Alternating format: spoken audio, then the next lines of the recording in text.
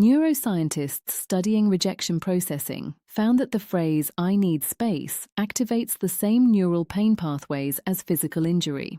The dorsal anterior cingulate cortex lights up identically whether you broke a bone or received a text that made your stomach drop at 11 p.m. But here is what nobody tells you about that text. It almost never means what the words say. This video decodes 5 specific psychological realities hiding inside those 4 words. And number 3 is going to reframe every conversation you have had since you received it, because it is about you far less than you have been assuming. Because the story you have been running since that text arrived sounds something like this. She is pulling away. She is losing interest. This is the beginning of the end, and she does not have the courage to say it directly.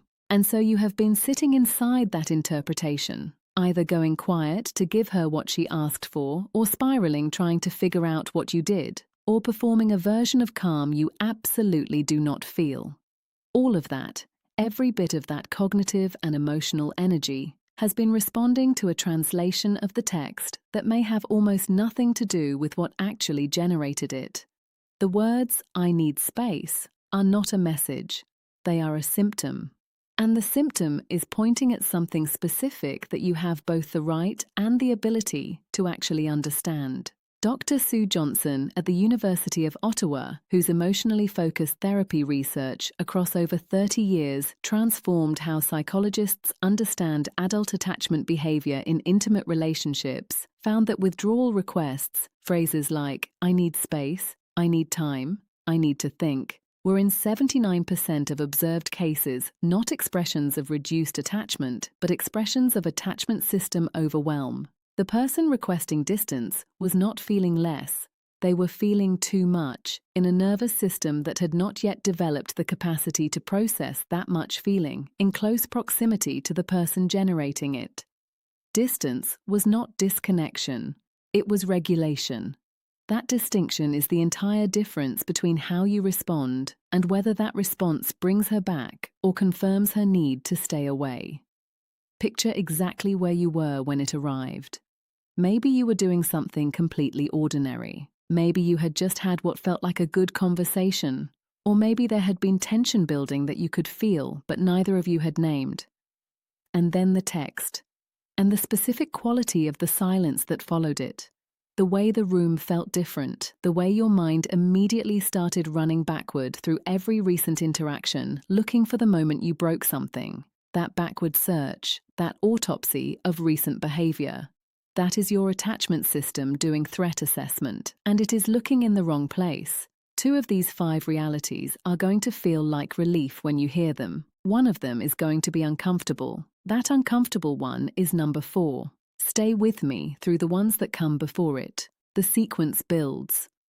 The first psychological reality is called nervous system flooding. When emotional intensity in a relationship reaches a level that exceeds the window of tolerance, the neurological term for the range of arousal a person can process while remaining regulated, the autonomic nervous system moves towards shutdown as a protective measure.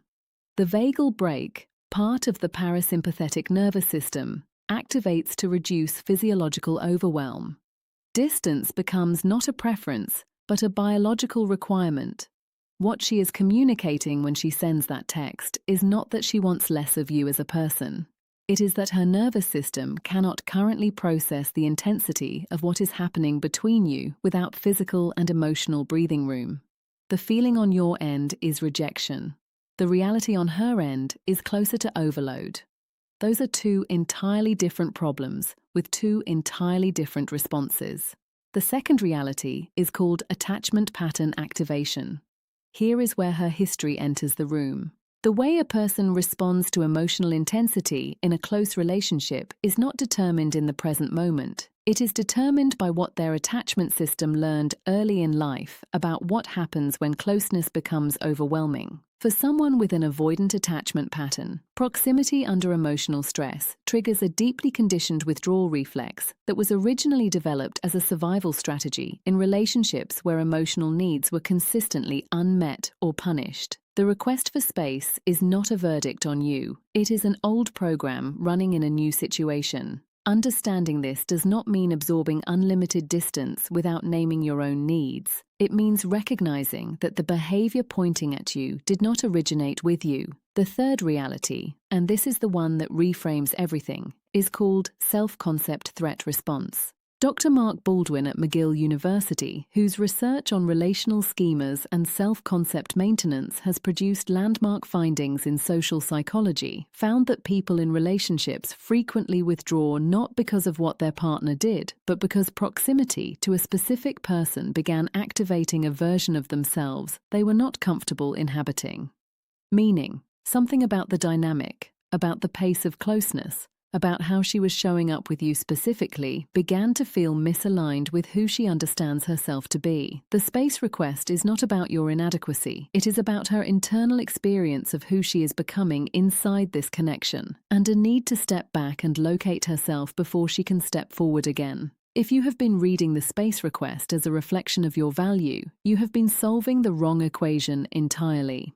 Let me say something directly here. The instinct most people follow after receiving that text is to either pursue harder or go so quiet it reads as indifference. Both of those responses are driven by your attachment system trying to manage its own anxiety, not by any genuine read of what she actually needs. What she sent you was information. The question is whether you are in a place to receive information or whether you are only currently capable of receiving confirmation of your fear. The fourth reality, the uncomfortable one, is called avoidance of accountability. Not every space request is nervous system overwhelm or attachment history or self-concept maintenance. Some of them are, and some of them are a way of creating distance from a conversation that needs to happen, a pattern that has been building, a dynamic that has become unsustainable, a thing she has been carrying that she does not yet have the language or the courage to say directly. The space is real in these cases, but it is not the full message. It is the preface to one. If the space request arrived in a context where something between you has been quietly accumulating, where there has been a growing gap between what is being said and what is being felt, then the most honest response is not to wait silently for her return. It is to create a condition where the actual conversation becomes possible when she comes back, not by demanding it, by being the kind of presence she can have it with. The fifth reality is called autonomy preservation. And this one is lighter because it carries something that can genuinely settle your nervous system if you let it. Psychologists studying relationship satisfaction across long-term partnerships consistently find that the couples with the highest intimacy ratings are not the ones with the least distance. They are the ones with the most psychological safety around needing distance. The capacity to say, "I need space," without it threatening the foundation of the connection is one of the markers of a genuinely secure relational dynamic. If she sent you that text, it means something important. She believes the connection can hold the request. She did not disappear. She did not end it. She communicated a need. In the vocabulary of attachment, that is not withdrawal, that is trust. You are not being discarded. You are being given information about what she needs to be able to come back fully rather than partially. And the way you respond to that information in the next few days will tell her nervous system more about whether this connection is safe than anything that came before it. There is one layer this video did not cover because it belongs in its own space entirely. Understanding what her text means is one level of clarity. Understanding what your reaction to it reveals about your own attachment system, why this particular silence lands with the specific weight it does for you. That is the piece that determines whether this pattern keeps repeating across every relationship you enter. Without that piece, you will decode her correctly and still respond from the same wound. That is what comes next. And if any of this steadied something in you, that next part is why.